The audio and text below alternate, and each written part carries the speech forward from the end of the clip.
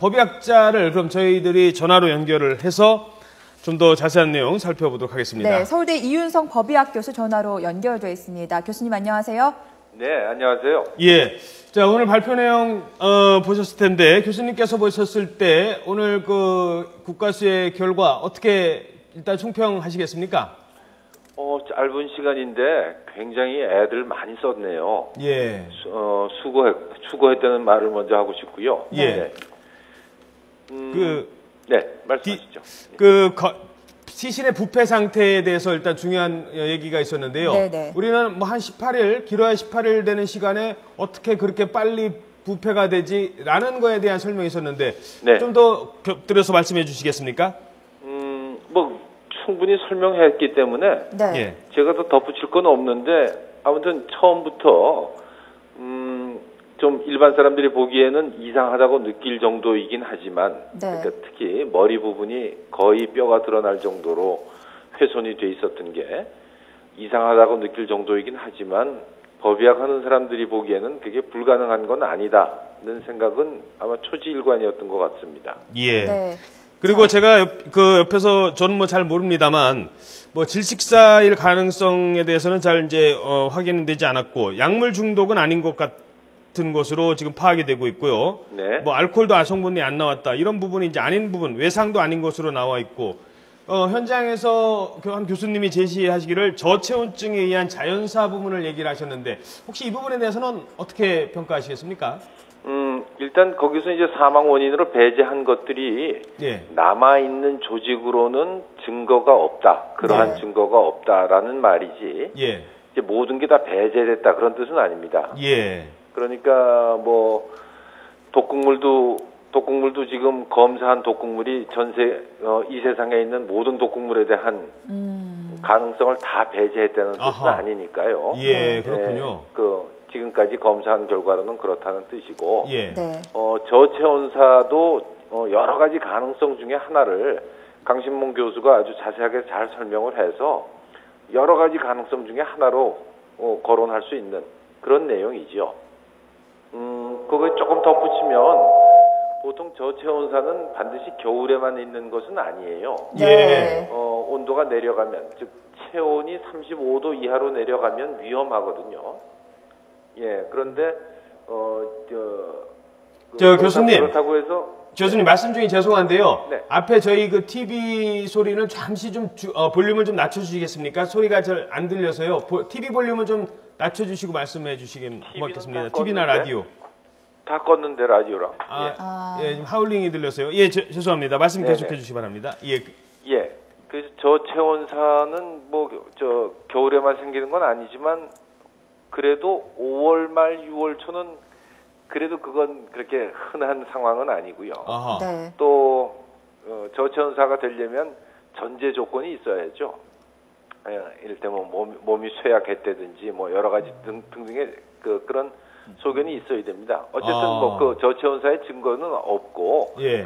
여러 가지 가능성 중에 비교적 높은 우선순위에 둘 수 있는 가능성이라고는 생각합니다. 유병헌 전 회장이 70대 노인이었다는 게 저체온증으로 갈 수 있는 죄송합니다만 이런 의학적으로 얘기했을 때 더 그 조건이 형성이 됐다 이렇게 볼 수도 있는 겁니까?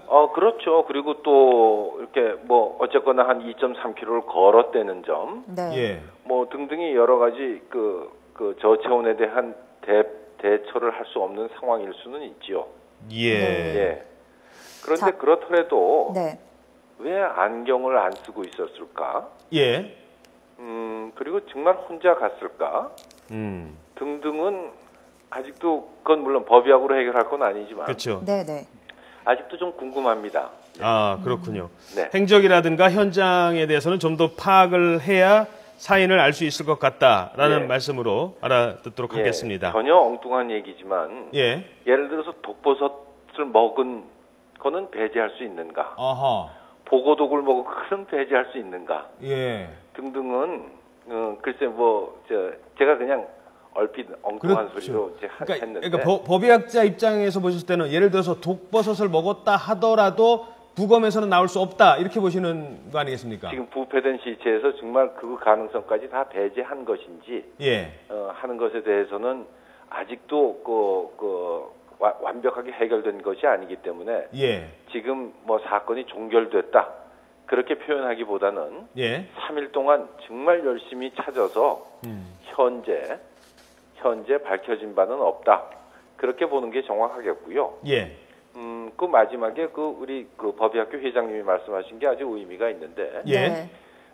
이게 무슨 사건이 일어났을 때 이렇게 막 온 나라가 떠들고 이러는 경향이 있는데 예. 우리는 네.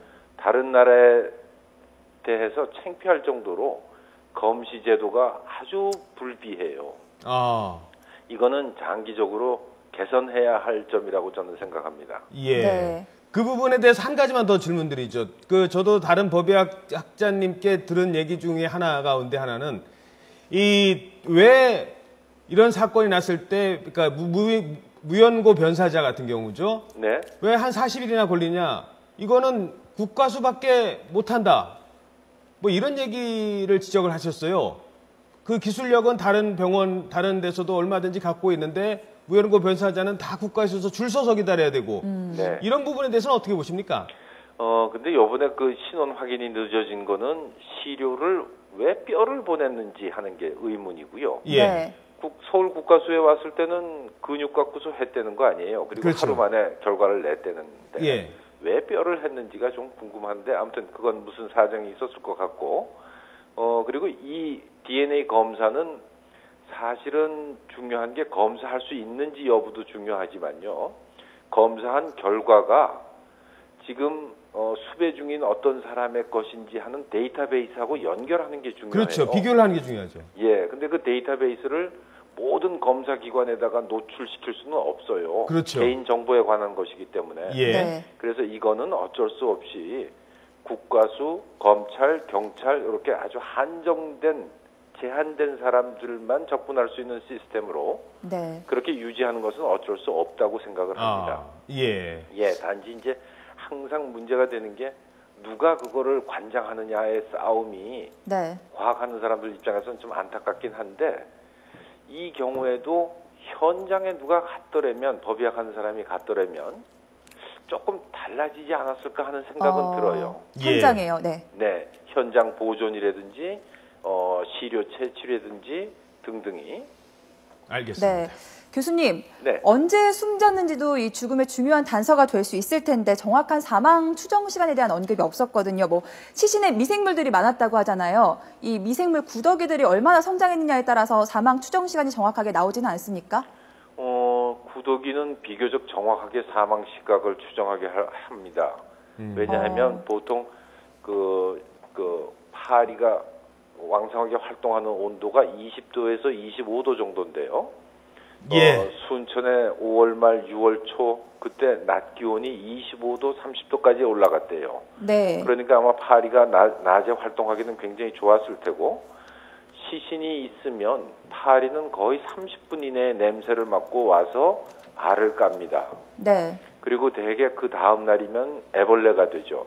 네네. 파리 애벌레가 구더기고요. 구더기는 시신을 잠식하면서 성장하는데 파리 종류에 따라 다르지만 예. 대개 한 일주일 정도 자라면 길이가 한 1.2cm, 1.5cm 정도로 크고 네. 그리고 번데기가 돼요. 예. 그런데 제가 사진 한 장을 딱 봤는데 번데기가 별로 안 보이고 그러는 걸 봐서 예. 그래서 5월 25일 이후겠고요. 예. 네. 그죠? 6월 12일보다는 전이겠고 그 18일 중에 어느 날이겠죠. 네. 예. 네. 알겠습니다. 네. 지금까지 서울대학교 의과대학 법의학교실 이윤성 교수였습니다. 교수님 오늘 말씀 고맙습니다. 고맙습니다. 네.